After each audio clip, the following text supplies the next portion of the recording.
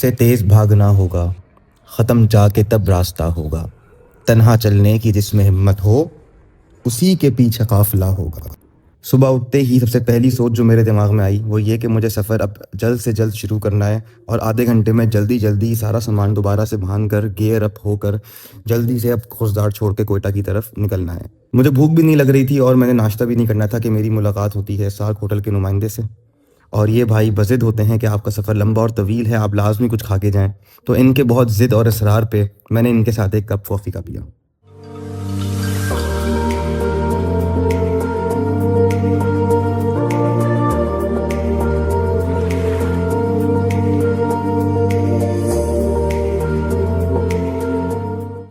मैंने फिर अपना सारा सामान बांध कर अपने बाइक की एक आखिरी दफ़ा फ़ाइनल इंस्पेक्शन करी, उसका जायज़ा लिया अच्छे से और फिर मैंने अपने सफ़र का आगाज़ किया।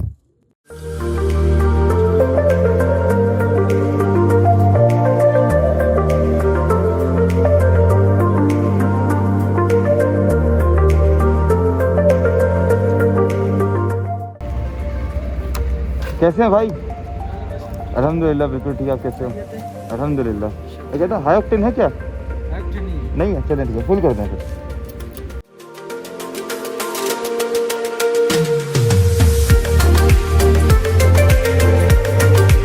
पचास हो गए? 70 हो जाएगा।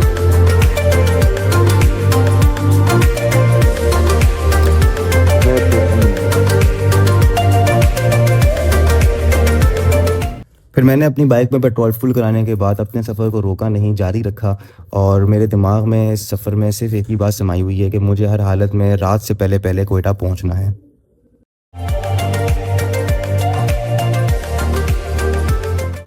खुशदार से कोयटा तक डबल रोड काफ़ी हद तक बन चुकी है और मुझे लगता है वो दिन दूर नहीं कि जब मैं खुशदार से कोयटा तक जाते वक्त अपनी बाइक रोड के उस तरफ चला रहा हूँगा।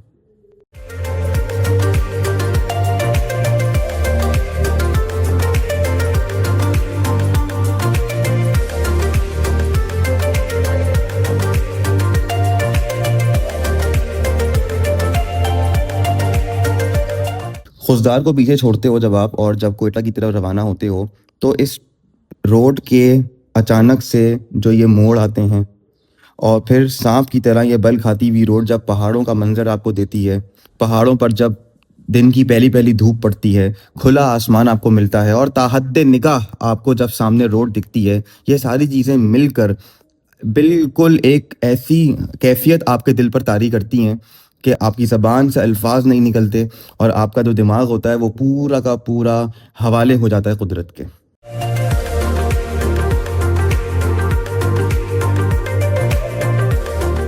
और मैंने अपने सफ़र का पहला स्टॉप लिया आज 60 किलोमीटर के बाद।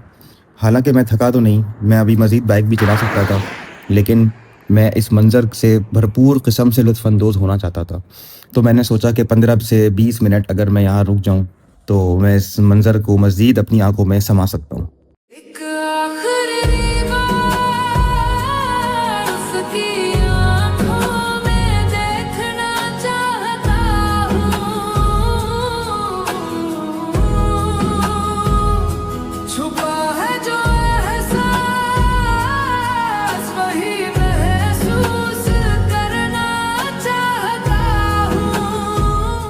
हम कराची वालों के लिए 6 से 7 डिग्री पर बाइक चलाना एक नामुमकिन सी बात होती है। मैंने अपनी इस कमज़ोरी का अंदाज़ा लगाते हुए फ़ौरन से मैंने मोज़े दस्ताने पहन लिए क्योंकि मुझे पता था कि आगे मुझे मज़ीद सर्दी मिलेगी कोयटा के रास्ते में। फिर मैंने 100 किलोमीटर बाइक नॉन स्टॉप चलाई लगातार और फिर उसके बाद मैंने अपना दूसरा क़याम क़लात में किया। अगर तुम्हें पहली एपिसोड से याद हो, मैंने तुम लोगों को बताया था खविंदर से पहले एक साबरीन होटल आता है।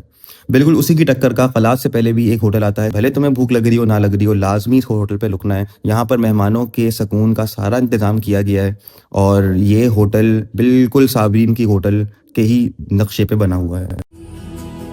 बस उसकी नज़रों में खो जाना चाहता हूँ एक आखिरी बार।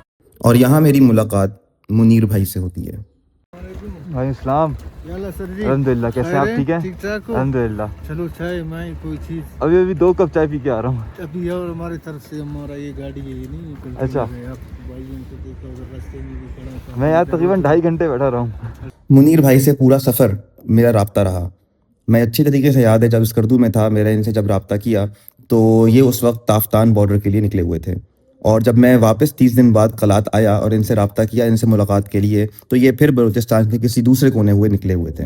और जब मैं कराची आया और फिर जब मैंने इनसे राब्ता किया तो ये खुद कराची आए हुए थे। तो यार इतना कोई सफ़र कैसे कर सकता है? पूरा वक्त, पूरी ज़िंदगी, पूरा महीना सफ़र में गुजारना, ये एक बहुत बड़ी बात है जो कि मैं और आप शायद नहीं कभी भी समझ सकते। इनसे मुलाकात के बाद मैं बहुत हैरान रहा। इनसे गपशप हुई, इन्होंने अपनी ज़िंदगी के बारे में मुझे कुछ बताया और इनसे मुलाकात से पहले मैं अपने बारे में अपने आप को बहुत कोई बड़ी तोप समझ रहा था कि यार मैं तो बड़ा सफ़र करता हूँ, मुझसे ज़्यादा सफ़र तो कोई नहीं करता। लेकिन मुनीर भाई से मुलाकात के बाद मुझे अपने सफ़र बहुत ही बचकाना लगे।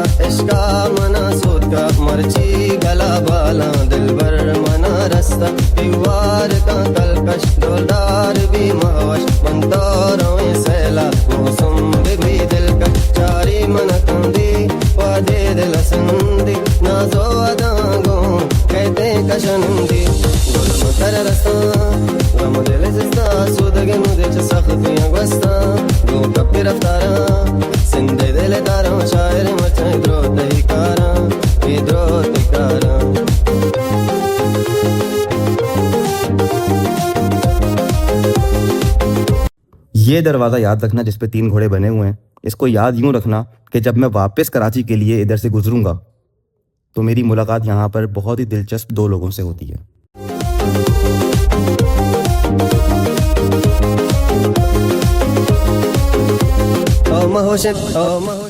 अस्सलाम वालेकुम। वालेकुम अस्सलाम।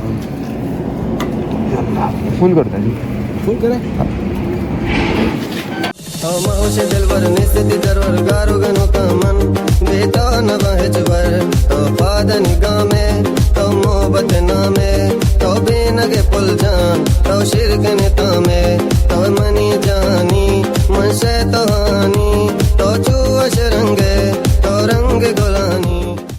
आज के सफ़र का तीसरा स्टॉप मैंने 60 किलोमीटर बाद किया।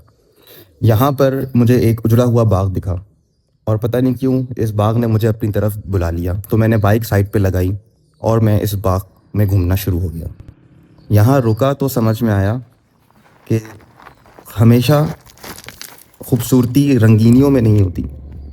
कुछ चीज़ें टूट कर, तबाह होकर, बर्बाद होकर भी अपनी कहानी सुनाना चाह रही होती हैं। बस सुनने वाला होना चाहिए, उसको समझने वाला होना चाहिए। मतलब मैं वो मतलबी मुसाफिर नहीं हूँ और ना मैं कभी बन सकता हूँ कि कहीं बर्फ़ पड़ेगी तो जाएंगे, कहीं हरियाली होगी तो जाएंगे, कहीं बारिश होकर मौसम अच्छा होगा तो जाएंगे। मैं वो मतलबी मुसाफिर नहीं। मुझे ज़्यादातर घूमने का मज़ा उसी वक्त आता है इन वादियों में, इन जगहों पे, कि जब ये वादियाँ बिल्कुल तन्हा महसूस कर रही होती हैं। जब इन वादियों पे मुश्किल वक्त आया हुआ होता है तो ही मुझे यहाँ घूमने का ज़्यादा मज़ा आ रहा होता है, कि जब मैं इन वादियों का अकेलापन मिटा रहा होता हूँ और ये वादियाँ बदले में मेरा अकेलापन मिटाती हैं। मैं तुमको शायद ही कभी उस जगह दिखूँ घूमते हुए जहाँ पर पहले से ही बहुत सारे मुसाफिर घूमने के लिए आए हुए होते हैं। मैं तुम्हें हमेशा उस जगह दिखूँगा कि जब यहाँ पर वादियों पर सख्त वक्त आया हुआ होता है, मुश्किल वक्त आया हुआ होता है और यहाँ पर कोई भी आने का सोच भी नहीं रहा होता। मैं तब अपनी बाइक निकाल कर इन वादियों का अकेलापन मिटाता हूँ। और फिर आगे एक ऐसी जगह आती है क्वेटा से पहले कि जो आपसे आपका फ़ैसला चाहती होती है कि आप या तो ताफ्तान बॉर्डर जाएँ या तो आप सीधा-सीधा क्वेटा की तरफ निकलें। यहाँ से उल्टे हाथ से अगर आप मुड़ जाएँगे तो यहाँ से ताफ्तान बॉर्डर का रास्ता आपको मिलेगा। यहाँ से सीधा-सीधा जाएँगे तो क्वेटा का रास्ता होगा। और अगर आपका फ़ैसला क्वेटा जाने का होता है तो इतनी कोई खूबसूरत सड़क और पहाड़ आते हैं कि बस मैं क्या ही बोलूँ, खुद ही देख लो।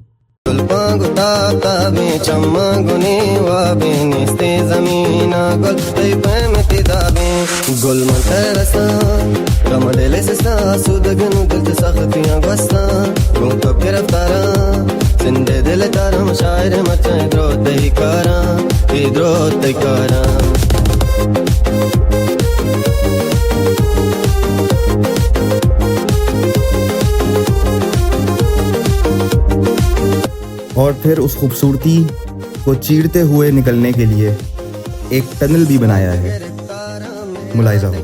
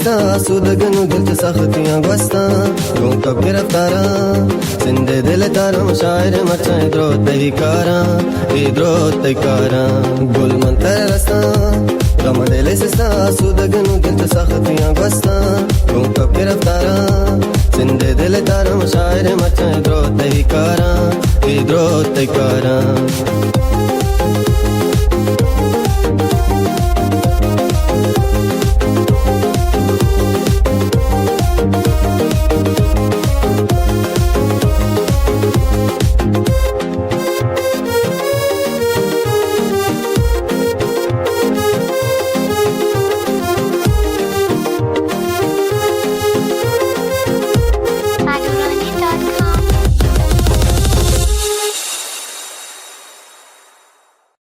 और फिर टूल प्लाज़ा पे मुझे बहुत सारा ट्रैफ़िक मिलता है। यहाँ पर लाइन लगी होती है गाड़ियों की और ट्रकों की, लेकिन बाइक हमेशा की तरह कहीं न कहीं से अपना रास्ता ढूँढ कर उस ट्रैफ़िक को बाईपास कर ही लेती है।